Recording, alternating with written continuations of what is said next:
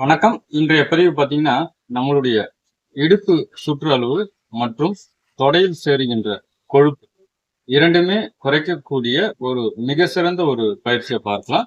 இந்த பயிற்சி செய்வதற்கு முன்பாக ஏற்படக்கூடிய நன்மைகளை பார்க்கலாம். அதாவது இந்த பயிற்சி செய்யும் பொழுது உங்களுடைய தொடை பகுதியில் சேருகின்ற கொழுப்பு மற்றும் இடுப்பு சுற்றளவு நன்றாக குறையக்கூடிய ஒரு நிலையை நம்ம பார்க்கலாம்.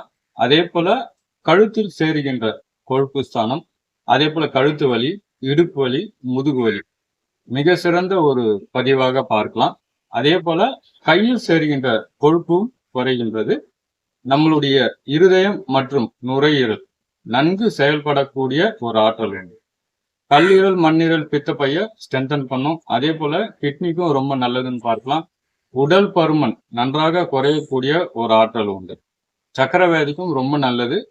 பெண்களுக்கும் ஒரு மிக சிறந்த ஒரு பதிவாக பார்க்கலாம்.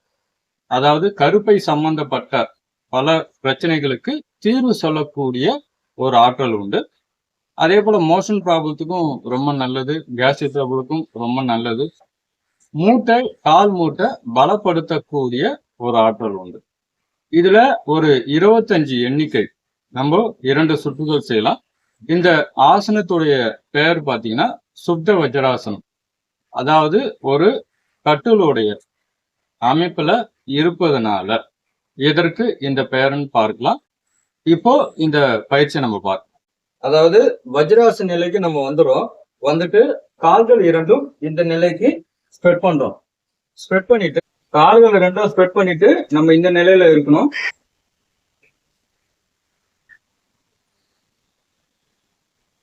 இப்ப நம்ம மெதுவா பின்புறமா பெண்ட் பண்றோம். அதாவது பின்புறமாக செல்லும் பொழுது மூச்சு காத்தானது இழுக்கப்படுகிறது. பார்வர்ட்ல வரும் பொழுது மூச்சு காத்தான்றது வெளியிடப்படுகிறது. அந்த நிலையில சாதாரண ஒரு மூச்சு. இப்போ பின்னாடி போறோம்.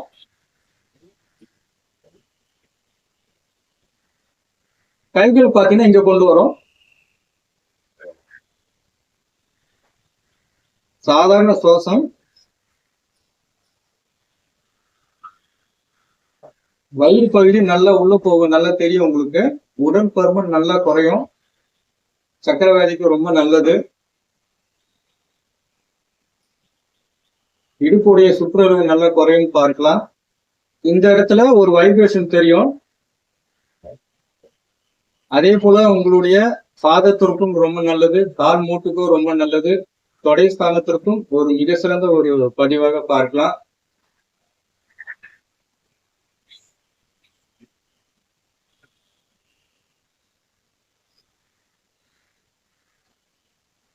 இருபத்தஞ்சு எண்ணிக்கைன்றது 1, 2, 3 இது போல எண்ணிக்கையில 25 எண்ணிக்கை நம்ம 2 சுற்றுகள் செய்யலாம்.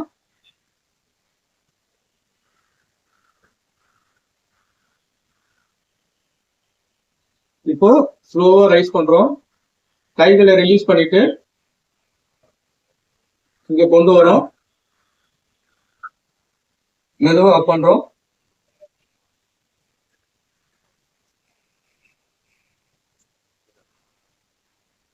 இதுல தொடையில ஒரு வைப்ரேஷன் தெரியும்.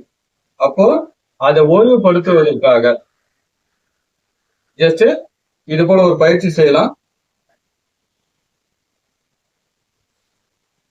இந்த பயிற்சி செய்யும் பொழுது உங்களுடைய தொடையில் ஏற்படுகின்ற அந்த இறுக்கத்தை சரி செய்யக்கூடிய ஒரு ஆற்றல் உண்டு.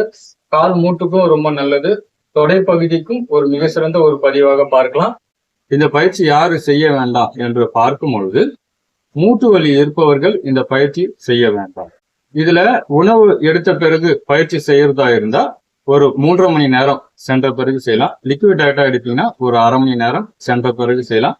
பெண்களை பொறுத்த வரைக்கும் மாதவிடாய் காலங்கள்ல இந்த பயிற்சிகள் என்பது செய்ய வேண்டாம். நன்றி, வணக்கம்.